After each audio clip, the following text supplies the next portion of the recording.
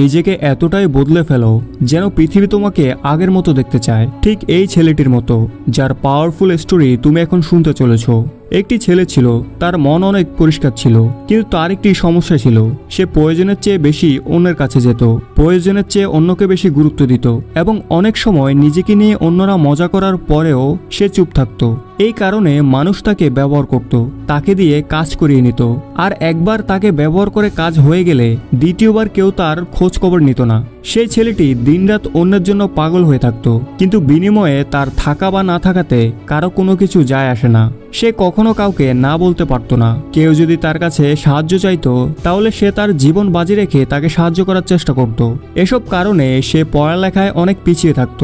সে জোর করে বন্ধুদের কাছে যেত যাতে সে একা ফিল না করে আর মজা করতে পারে, কিন্তু তার বন্ধুরা তাকে শুধু নাম রক্ষা করার জন্য তাদের সঙ্গে নিত।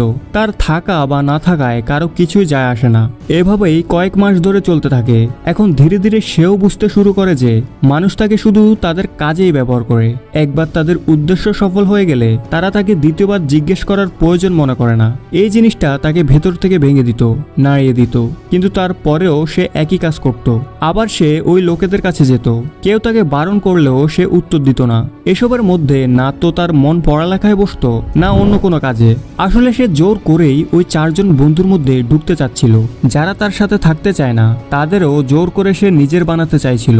কিন্তু ব্যাস, শেষমেশ এখন সে পুরোপুরি বুঝতে পেরেছিল যে এই দুনিয়ায় সে শুধুই হাসির পাত্র হয়ে টিকে আছে। না তার কোনো অস্তিত্ব আছে, না তার কোনো মূল্য আছে।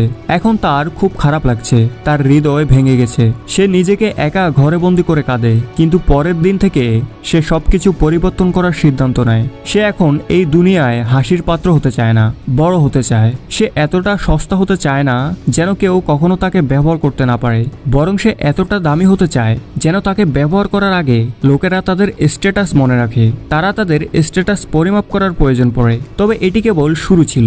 শুরুতে তার পক্ষে এত শক্তি, এত সাহস দেখানো একটু কঠিন ছিল, কিন্তু সে করে দেখায়। এবার সে তার অস্তিত্বকে শক্ত করার জন্য কঠিন সিদ্ধান্ত নেয়। এখন সে মানুষ থেকে একটু দূরে সরে যায়, মানুষের কাছ থেকে ভিজিবিলিটি কমিয়ে দেয়। ওই 4 বন্ধুর মধ্যে যেখানে আগে তার দরকার ছিল না, এখন সেখানে তার কমতি দেখা দেয়। সে শুধু তার কাজ, তার পড়ালেখায় জোর দেয়, ফোন হাতে রাখা বন্ধ করে দেয় যাতে সে লক্ষ্য থেকে সরে না যায়। এখন সে পুরোপুরি বদলে গেছে। এখন কেউ তাকে কোনো কাজে ডাকলে সে প্রথমে তার নিজের কাজ দেখে। যদি তার কাছে আগে থেকেই কোনো দায়িত্ব থাকে তবে সে সরাসরি মুখের উপর মানা করে দেয়। এখন সে কোনো ভুল করে না। সে এখন লক্ষ্য অর্জনের রাস্তা ধরেছে, তার গতি বাড়িয়েছে। সে নিজেকে প্রতিটি কাজে, প্রতিটি বিষয়ে নিখুঁত করে তুলেছে। যেখানে আগে সে শুধু 5 নম্বর চাইতো, এখন 80% পেয়েও সে অসন্তুষ্ট থাকে। তার হৃদয় ও মন এখন তার নিজস্ব আদেশ মেনে চলে। এখন কেউ তাকে একবার ভুল বললে সে 10 বার তাকে ভুল প্রমাণ করে দেয়। সময় অতিবাহিত হতে হতে এখন সে সমাজে ও মানুষের মধ্যে খ্যাতি লাভ করতে শুরু করে। একদিকে সে তার পড়াশোনায় সাফল্য অর্জন করেছে, অন্যদিকে সে তার ব্যক্তিত্বকে উন্নত করার জন্য কঠোর পরিশ্রম করছে। এখন সেই ছেলেটি শুধুমাত্র তার স্বপ্নের পিছনে পাগল ছিল। লোকজনও বলতে লাগলো, আরে ভাই, এই কিভাবে এতটা বদলে গেছে, কিভাবে সে এত সফল হচ্ছে। এখন লোকেরা পাগল হয়ে গেছে তাকে আগের রূপে দেখার জন্য। সে কঠোর পরিশ্রম করছে, স্মার্ট ভাবে সে তার স্বপ্ন পূরণ করছে। ইনকাম ট্যাক্স ডিপার্টমেন্টের অ্যাসিস্ট্যান্ট থেকে পরে সে কমিশনার হয়, এবং আগে যে আত্মীয়রা তাকে ব্লক করে রেখেছিল তারা এখন তার ফোনের জন্য অপেক্ষা করে।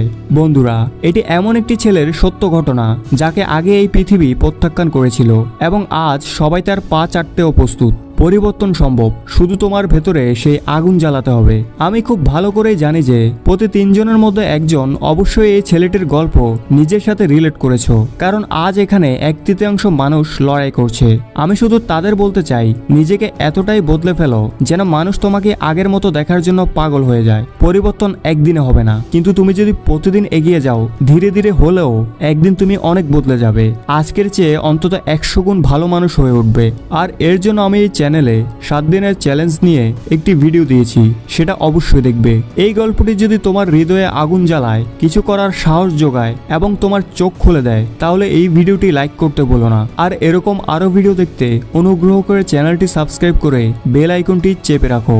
আজকের মতো এই পর্যন্তই, দেখা হচ্ছে অন্য কোনো মোটিভেশন ভিডিও নিয়ে।